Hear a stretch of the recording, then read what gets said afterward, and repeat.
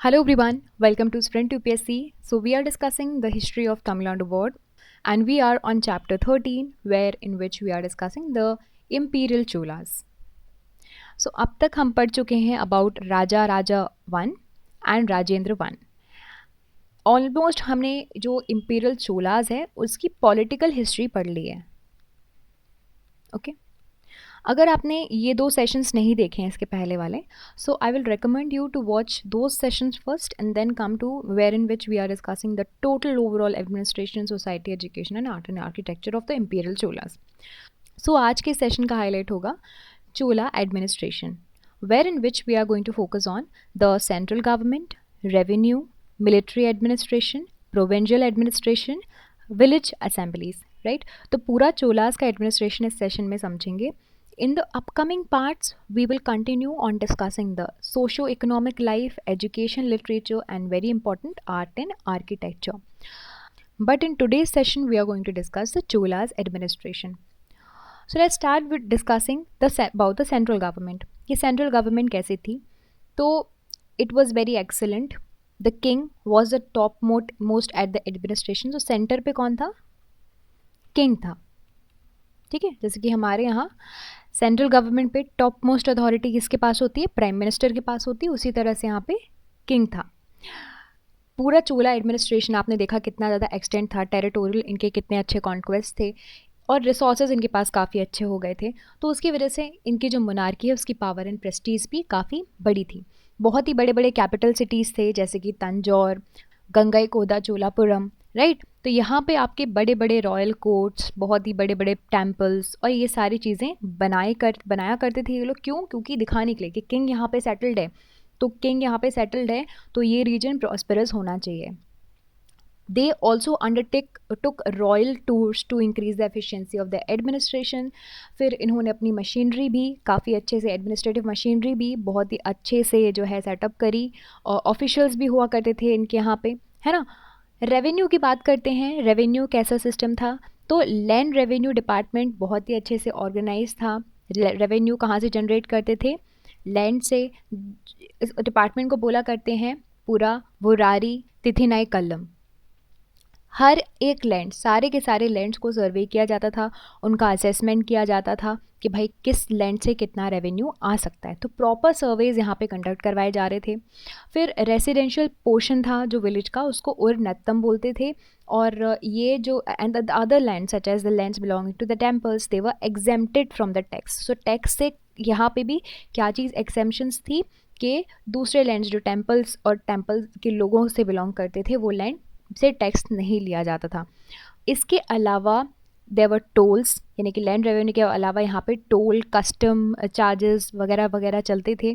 और professional taxes भी थे, है ना. आपके सेरेमोनियल ओकेशंस जैसे शादी हुई या फिर जुडिशल फाइन्स वगैरह, ये सारी एक्टिविटीज़ भी इस वक्त पे चल रही थी. तो रेवेन्यू का सोर्स सिर्फ और सिर्फ लैंड नहीं था. ये आपको ये समझने की कोशिश करना है कि चोलाज एडमिनिस्ट्रेशन में सिर्फ land was not a major revenue.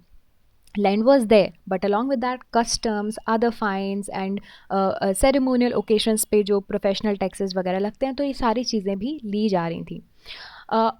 जब मुश्किल के वक्त होते थे, मुश्किल का टाइम होता था, तो टैक्सेस में रेमिशंस भी दिए जाते थे. ओके, तो एबलिश भी किए जाते थे टोल्स अगर अगर अगर चीज़ें सही नहीं हो, है ना. तो ये सिस्टम भी था. The main items of the government expenditure, यानी कि अब सपोज ये पैसा तो ले लिया टैक्सेस और दुनिया भर की ये सारी चीज़ों से, तो पैसा कहाँ पे एक्सपेंड होगा? तो सबसे पहली बात तो किंग के लिए, राजा का घर, महल और उसके जितने भी एक्सपेंसेस लगते हैं, उसके कोर्ट वगैरह सब. फिर दूसरा एक्सपेंडिचर का रिसोर्सेज था आर्मी. ठीक है, नेवी, क्योंकि देखो इनके पास काफ़ी अच्छा मैरीटाइम बाउंड्री थी, तो ये नेवी भी बहुत अच्छे से क्या करते थे, सेटअप करते थे. फिर रोड्स में, और यहाँ पे अच्छा फीचर आपको ये साउथ इंडियन किंगडम्स में ही मिलेगा. ठीक है, irrigation facilities along with that canals. Okay, अब now talking about the military administration.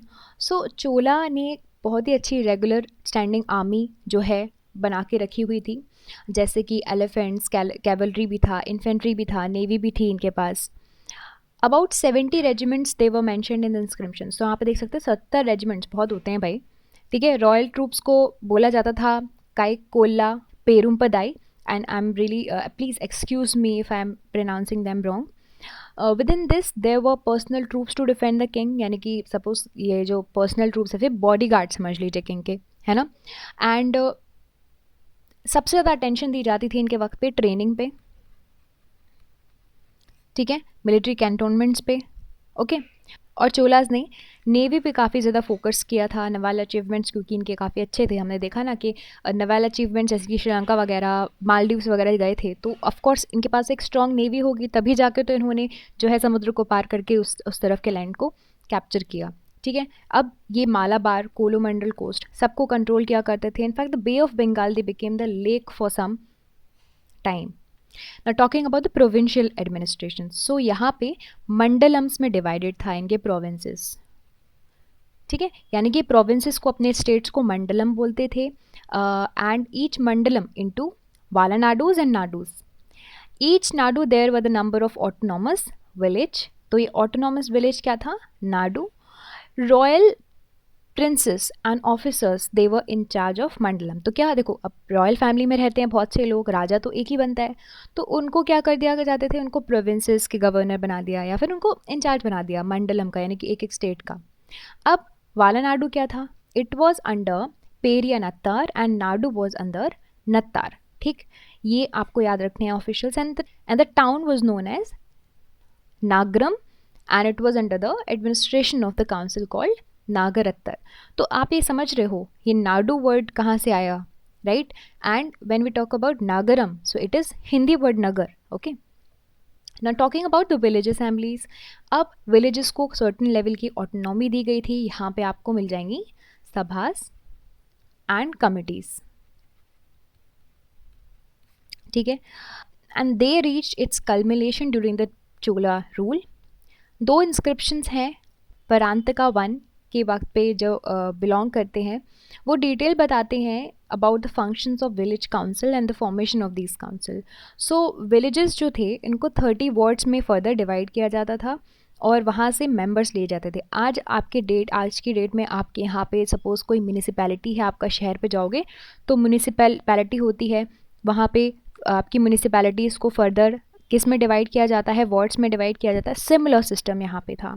आप अपने वार्ड के रिप्रेजेंटेटिव को चुनते हो, सेम सिस्टम यहाँ पे था, यानी कि बट यहाँ पे वो प्रोसीजर नहीं थी जो आज हमारे यहाँ अडॉप्ट होती है, लेकिन we have a representative from each ward ना. So similarly here was also जो विलेज काउंसिल थी वो उन्हीं के मेंबर्स में से एक मेंबर होता था, नॉमिनेट हुआ करता था इन वार्ड का हेड.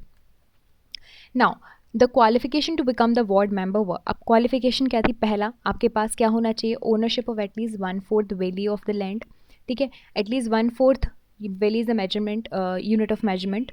सो इतना लैंड होना चाहिए, खुद का घर होना चाहिए, और एज भी लिमिट थी यहाँ पे 30 साल से उम्र एंड बिलो 70 ईयर्स. तो 30 to 70 ईयर्स का एज बार था, और इनके पास होना चाहिए knowledge of Vedas.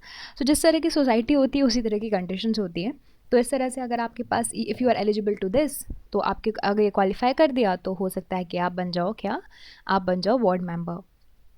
However, certain norms of disqualifications were also mentioned कि किस तरह से आपको डिस्क्वालीफाई किया जा सकता है.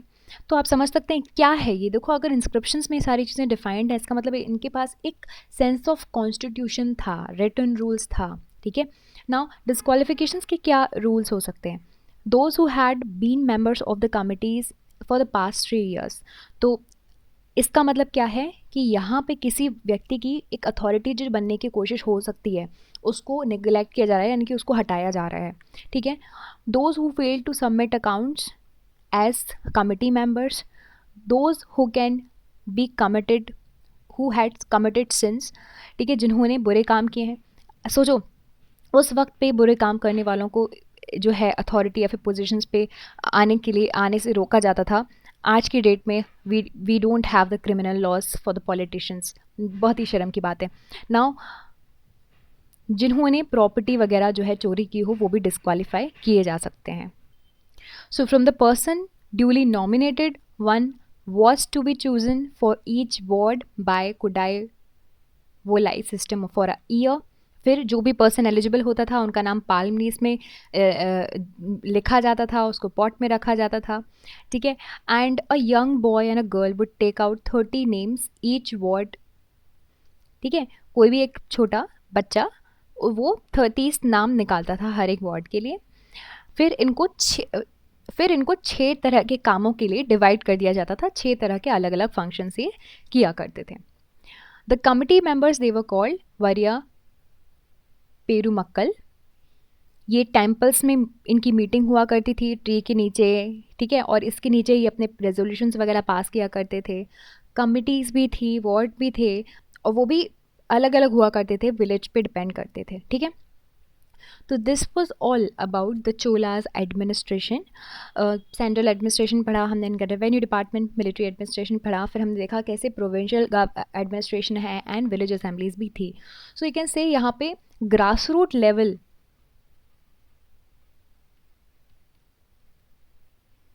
एडमिनिस्ट्रेशन जो बोलते हैं वो था, वो सिस्टम था, ठीक है। तो यहाँ पे हमने देखा चोला का एडमिनिस्ट्रेशन। नेक्स्ट पार्ट में हम पढ़ेंगे social economic life, education and literature and art and architecture. So this is it for this session. I hope you liked this video, and if you did, you can subscribe to the YouTube channel for more videos and updates. And also you can download the Sprint UPSC app to practice book chapter and topic wise. Remember candidates, just reading books and watching videos are not going to help you out unless you practice thoroughly. So identify your mistakes and work to improve your performance, and Sprint UPSC is the perfect app to do all of this. अगर आपको ये video पसंद आया हो तो हमारे YouTube channel को subscribe कीजिए और वीडियोज़ एंड अपडेट्स के लिए साथ ही साथ डाउनलोड कीजिए स्प्रिंट यूपीएससी ऐप। यहाँ पर आप अपनी book chapter and topic wise practice कर सकते हैं। देखिए, सिर्फ बुक पढ़ने से और वीडियोस देखने से तो मदद नहीं मिलेगी जब तक आप अच्छे से प्रैक्टिस नहीं करोगे। तो अपनी मिस्टेक्स को जानिए एंड परफॉर्मेंस को इम्प्रूव कीजिए, और स्प्रिंट यूपीएससी इसके लिए परफेक्ट ऐप है। I will see you in the next video soon. Thank you very much.